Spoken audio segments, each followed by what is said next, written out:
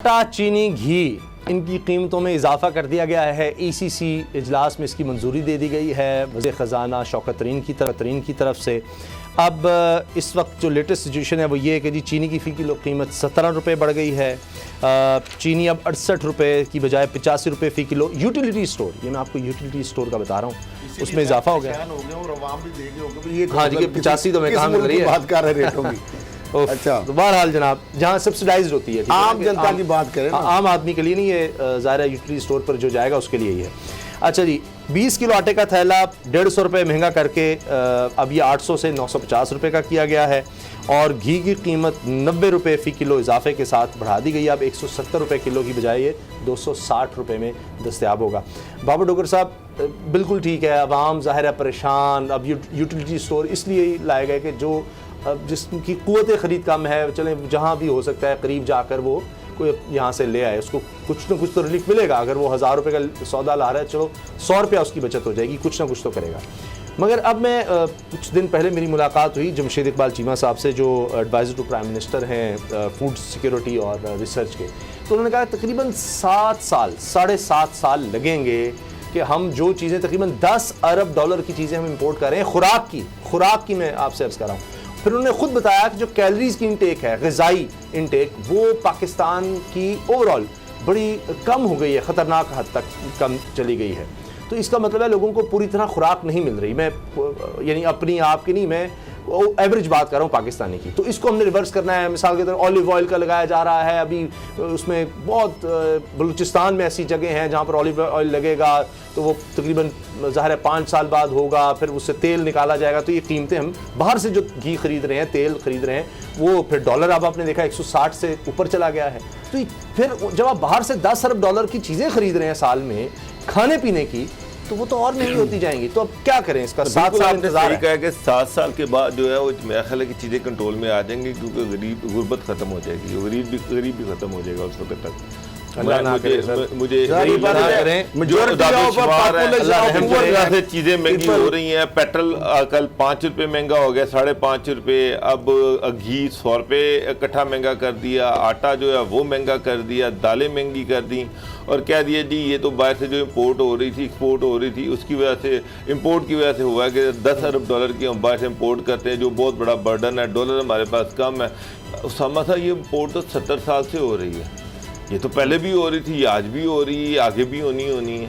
दुनिया का system import और एक्सपोर्ट पे चलता है। दुनिया के ताकतवर 3 जो ममालिक हैं वो भी अल्टीमेटली कुछ ना कुछ इम्पोर्ट करते हैं। 100 से जब 160 का होगा, तो अब आप ये भी तो सोचे ना, जो चीज़ 100 रुपये की बाहर से ले रहे थे, आज 160 की है जी। तो वो सर पर कैपिटा इनकम भी बढ़ाई जाती है, लोगों की क़ुव्वत ख़रीद जो है उसको भी वो मुल्क बढ़ाते हैं। ये नहीं होता कि डॉलर महंगा कर दिए, महंगाई महंगा कर दी, तो फिर ये ठीक है, गवर्नमेंट एक इंतज़ाम कर रही है, सराय बना रही है, तो लाहौर की जो 50-60 लाख की आबादी है, जो गरीब है, जो अपना बड़ी मुश्किल से गुजर बसर करते हैं, और 3 टाइम सराय पे जाया करें, वहाँ पर खाना खाया करें। गवर्नमेंट ने इंतज़ाम किया हुआ है, उन्होंने कहा जी कि जगह जगह पे सराय का इंतज़ाम किया जा रहा है, जो भी वहाँ पर पके वो खाएँ और उसके बाद अपने कामों पर चले जाएँ। ये वैसे बेहतर तरीका है उसामा साहब। ना आपको यूटिलिटी स्टोर जाने की ज़रूरत है, ना आपको किसी स्टोर पे जाने की ज़रूरत है, ना कहीं जाने की ज़रूरत है। वहाँ पर लाइनें लगाएं, वहाँ पर आप एक कटोरा हाथ में पकड़ लें, उसमें वो चीनी भी, खाना भी डाल देंगे, आराम से बैठ के खाएं और आगे आगे चले जाएं। फैमिली को साथ पकड़ें, सारी कौम जो है सराय में जाए। सर देखिए, 10% इन्होंने सरकारी तनख्वाह बढ़ाई है, 10% जी। और ये जो महंगाई है ये कम अज़ कम भी 20 से 25% बढ़ी है।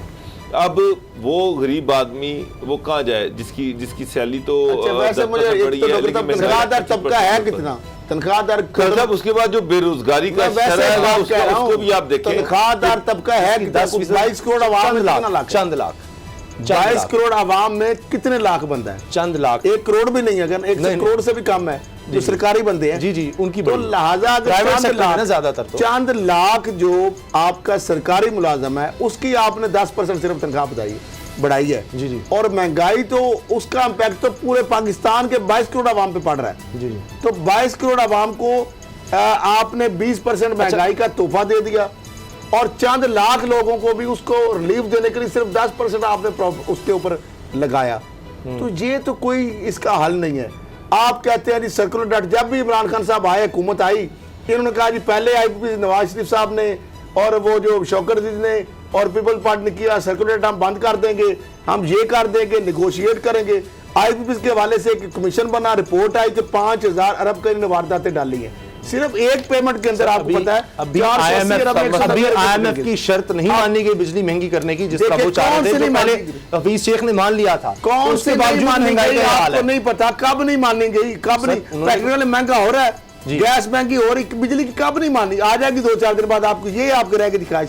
अच्छा ये अल्लाह ना करे नहीं आ जाएगी, तेल महंगा हो गया, तेल महंगा हो रहा है, अल्टीमेटली महंगा मानना है ना, वो तो सवाल ही नहीं पैदा होता कि एडजस्टमेंट आ जाती है, फ्यूल एडजस्टमेंट तो अलग है ना, हो। फ्यूल एडजस्टमेंट के नाम पे सौखा काम है, डाल देते हैं जनाब, कम हो तो नहीं खाओ। हल ये है कि आपके पास सब डॉलर के ज़खायर जो ऊपर गए हैं वो डॉलर आप निकालें, वो आप उल्टा इंपोर्ट ज्यादा करेंगे तो वो भी डॉलर जो है वो भी गए, वो तो 60 साल बाद आएंगे। अच्छा सर, अभी उगेंगी नहीं उगेंगी। 29 जुलाई को ये ऐलान होना है, ये मैं अपनी तरफ से नहीं कह रहा, मैं आपको खबर बता रहा हूँ। 40 लाख जो गरीब खानदान हैं उनको गुर्बत से निकालने के लिए कम्प्रीहेंसिव प्लान आ रहा है, जिसको कामयाब पाकिस्तान का कहा जा रहा है कि ये 40 लाख खानदानों में से हर एक में खानदान में तकरीबन कोशिश होगी कि इनको 5 लाख तक कर्ज दिए जाए, अगर एक शख्स को टेक्निकल ट्रेनिंग दी जाए। मुझे समझ नहीं आ रही कौन लोग मशवरे दे रहे हैं। ये जो हेल्थ कार्ड आप बना रहे हैं इमरान खान साहब, ये आपको जो मैं बात अभी बता रहा हूँ, आप पूरी पाकिस्तानी कौम गवाह रहे। उसामा साहब सरकारी अस्पताल में डॉक्टर साहब पहले कोई सहूलत तो है नहीं। अब ये जो वारदातिये जो लोग हैं, वारदातिये मैं कहूंगा, अवाम के लिए फायदा जरूर है। एक इसमें शर्त रखें फौरी तौर पे, ये वही वारदातिये कि जो हेल्थ कार्ड बंद कर दे। आप पता क्या अब होगा क्या, 7 लाख तक हर खानदान को आपने दे दिया, जी 10 लाख तक दे दिया डॉक्टर साहब, और जाली बिल बनाने के अदवाद करके प्राइवेट अस्पताल को 10 लाख ले। यहाँ पे लोग गुर्दा 50 लाख बेच देते हैं। सुन डॉक्टर साहब, मेरी बाजू का एक्सीडेंट हुआ, हाँ जी, वो वही अगर मैं सरकारी हॉस्पिटल से करवाता तो शायद ये कोई 500,000 हो जाना था, मुफ्त हो जाना था।